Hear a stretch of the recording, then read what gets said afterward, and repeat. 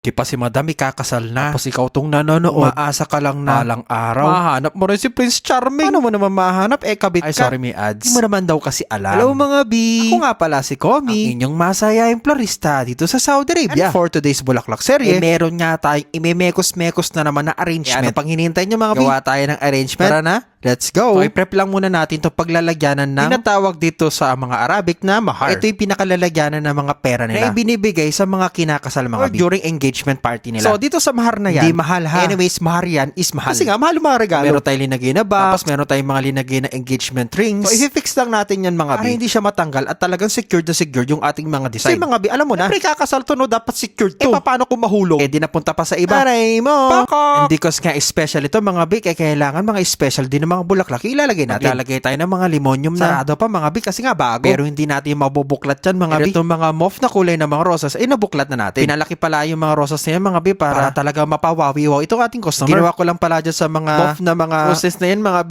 pinagtupi-tupi ko yung mga petals. Tapos imemekos-mekos na kita ng ganyan. Kailangan mga B, ma-distribute natin ng maayos. Para ikaw kung paano ka mag-distribute ng mga chismis sa mga kaibigan mo. Tapos may GC pa kayo. Anyways mga B, maglalagay din tayo nitong kulay mauve na stoma. Yes mga B, para siyang baby roses. Pero ang tawag dito is stoma. Para siyang baby roses na mga maraming mga stem. So mga ginawa ko, pinaghati-hati ko siya at kinalat-kalat ko parang din. Chismis na pinaghati-hati mo. Kasi mga B, hindi mo naman alam yung tunay na storya. Kasi nakikichismis ka lang. Sorry, may ads ano pala to, flower arrangement pala. Ito na nga mga B, naglagay din ako ng kulay pink para hindi naman masyadong marami itong color mauve na to. Kasi gusto ng customer. Habang linalagay natin to mga B, paki-comment down below naman kung saan na nakarating itong ating video. Kasi para malaman ko kung saan nakakapunta to, kung nag-abroad na ba ako o no. Ikaw naman palibot-libot. Ito na nga, maglalagay na tayo ng wax. Actually, sinabi yan ng amo ko na maglagay daw ako ng wax sa mga special na mga bouquet. Pero mo ko inutusan lang.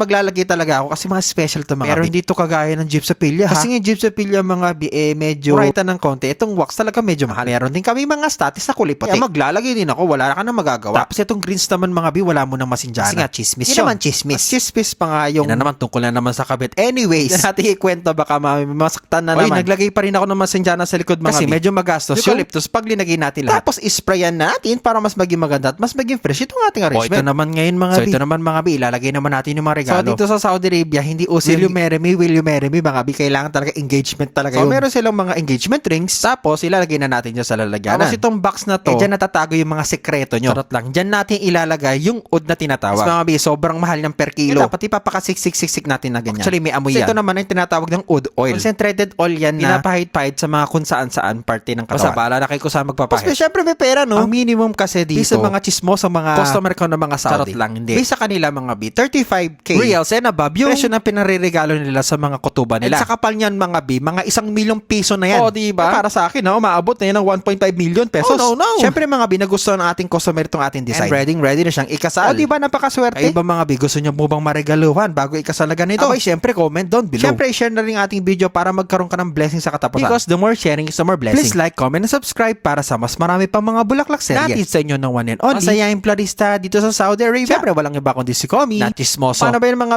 kita-kits? Mama chup chup!